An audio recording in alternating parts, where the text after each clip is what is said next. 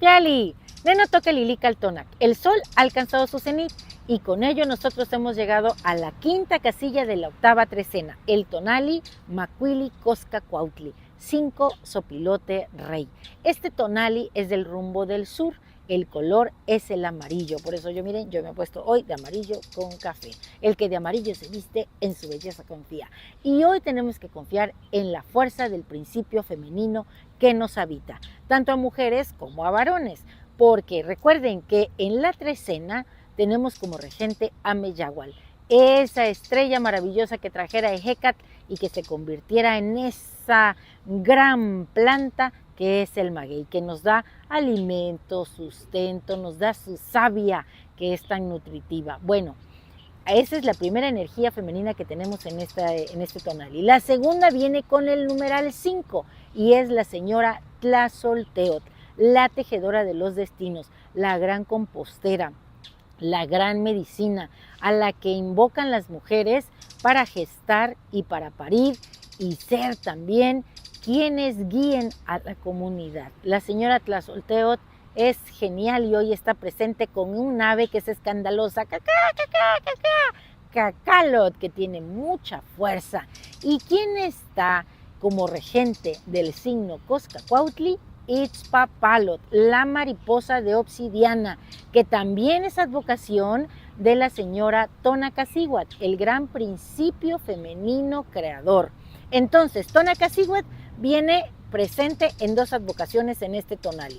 Primeramente en el numeral 5, que es Tlazolteotl, y segundo en el signo como Itzpapalot. Miren, el 5 habla de ir más allá, de romper los propios límites, los propios paradigmas. Así que recibe hoy los hilos maravillosos que te da Tlazolteotl en esta quinta posición para reconstruir tu lienzo. Tu vida es un lienzo que tejes, ponle los mejores hilos. Si se te ha anudado uno, córtalo. Si hay que deshacer una puntada, hazlo. Confía en la fuerza que tienes y que te da hoy también Itzpapalot, porque ella es la gran guerrera. Ella vino a este espacio-tiempo cubierta de su capa de invisibilidad. No estoy aquí, nadie me ve. Venía a devorar a los Mimishkoat, que ya no estaban haciendo su función de alimentar al sol. Bueno, pues cuando estaba a punto casi de devorarlos a todos, hubo uno que se escondió en una biznaga, Istak Mishkoat.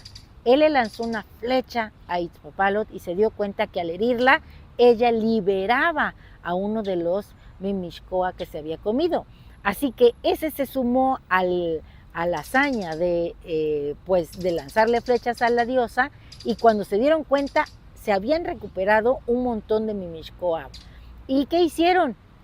Lanzaron y lanzaron flechas hasta que la señora Itzpapalot quedó vencida. Hicieron una gran hoguera y la pusieron ahí, pero oh sorpresa, ella trae tepame, cuchillos de pedernal en sus alas, y esos generan un fuego divino. Ese fuego se hizo en esa hoguera de la tierra y resurgió la señora Itzpapalot.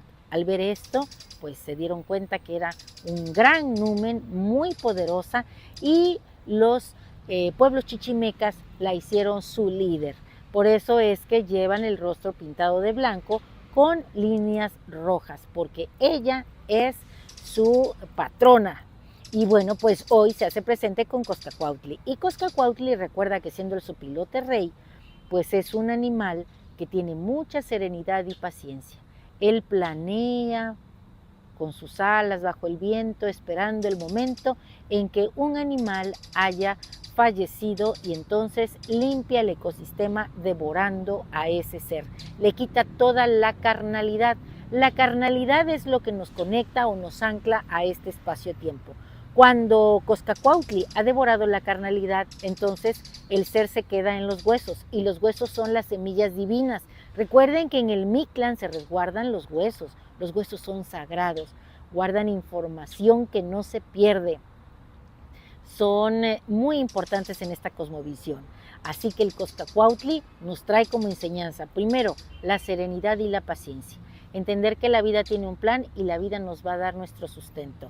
Segundo, limpiar con nuestras acciones o con lo que nos toque este espacio-tiempo para liberar la esencia divina, porque eso es lo que hace Coscacuautli. Cuando devora lo podrido, deja los puros huesos y está limpiando el sistema, el ecosistema, y además está generando que esos huesos queden en la tierra. Y miren, allá en la zona de donde yo soy, los huesos de burro cuando son descarnados se convierten en instrumentos musicales.